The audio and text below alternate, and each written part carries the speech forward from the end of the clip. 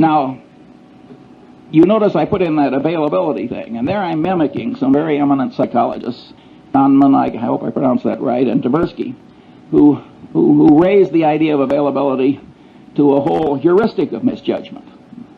And, you know, they are very substantially right. I mean, ask the Coca-Cola Company, which has raised availability to a secular religion, if availability changes behavior. You will drink a hell of a lot more Coke if it's always available. I mean, availability does change behavior and cognition. Nonetheless, even though I recognize that and applaud Tversky and Kahneman, I don't like it for my personal system, except as part of a greater subsystem, which is, you got to think the way Zeckhauser plays the bridge. It isn't just the lack of availability that distorts your judgment. All the things on this list distort judgment. And I want to train myself to kind of mentally run down the list instead of just jumping on availability. So that's why I state it the way I do. In a sense, these psychological tendencies make things unavailable. Because if you quickly jump to one thing, and then because you've jumped to it, the consistency and commitment tendency makes you lock in, boom, that's error number one.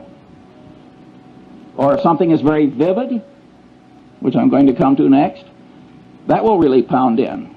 And the reason that the thing that really matters is now unavailable, and what's extra vivid wins, is, I mean,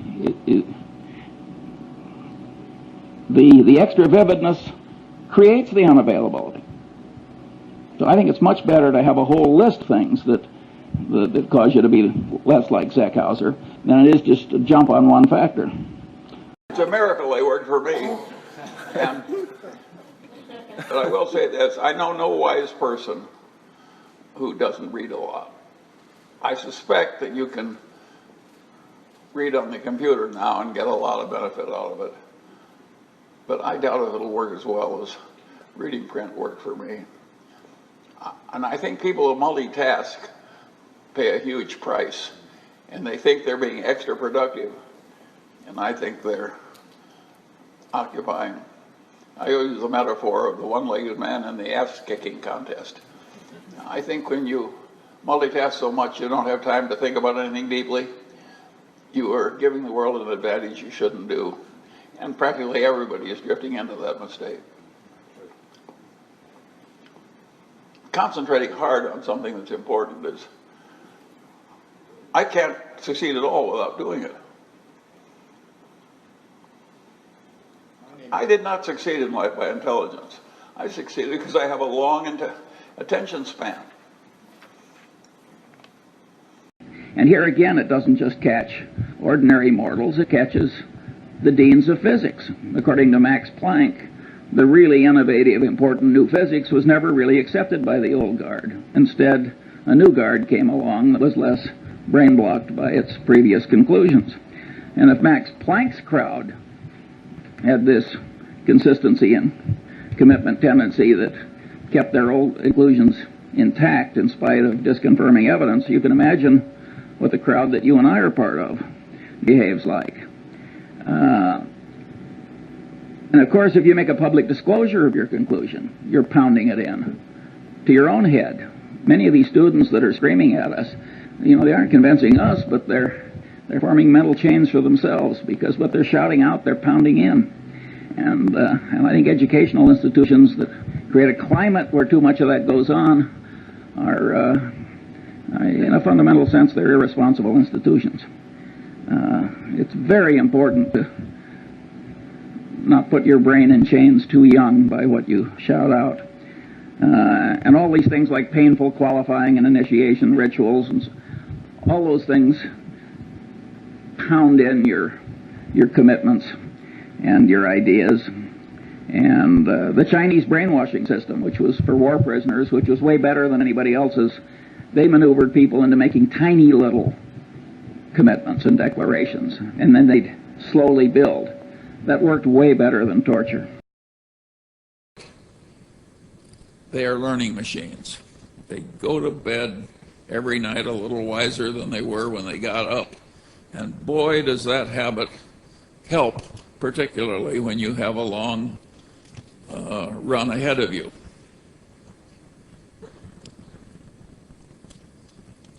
Alfred North Whitehead said at one time that the rapid advance of civilization came only when man invented the method of invention.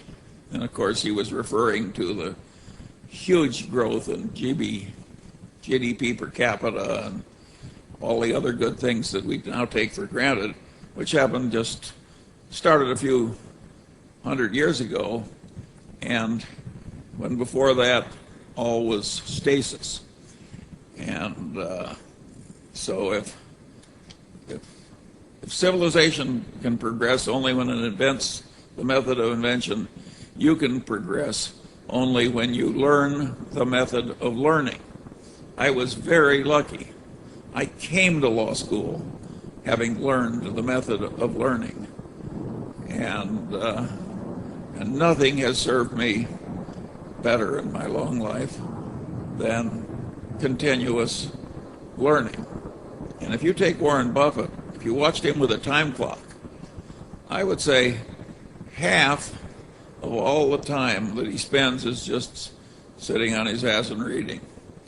And a big chunk of the rest of the time is spent talking one-on-one, either on the telephone or personally, with highly gifted people whom he trusts and who trust him. In other words, it looks quite academic, all this worldly success. Academia has many wonderful values in it. I came across such a value not too long ago. Well, it was several years ago. When in my capacity as a hospital board chairman, I was dealing with a medical school academic.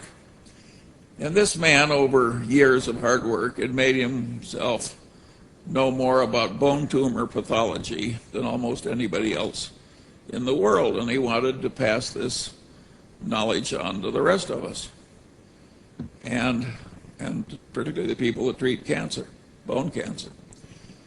And how was he going to do it? Well, he decided to write a textbook that would be very useful to other people. Now, I don't think a textbook like this sells 2,000 copies, but those 2,000 copies are in all the major cancer centers of the world.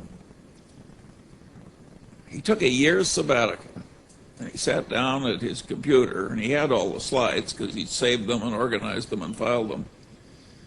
And he worked 17 hours a day, 7 days a week, for a year. That was his sabbatical. At the end of the year, he had one of the great bone tumor pathology textbooks of the world. When you're around values like that, you want to pick up as much as you can.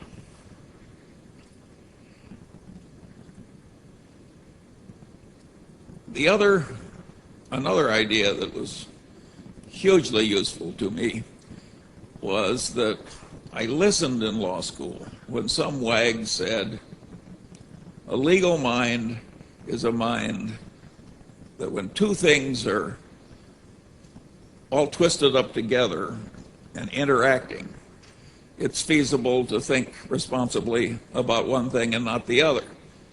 Well, I could see from that one sentence that that was perfectly ridiculous, and it pushed me further into my natural drift, which was into learning all the big ideas and all the big disciplines, so I wouldn't be a perfect damn fool who was trying to think about one aspect of something that couldn't be removed from the totality of the situation in a constructive fashion.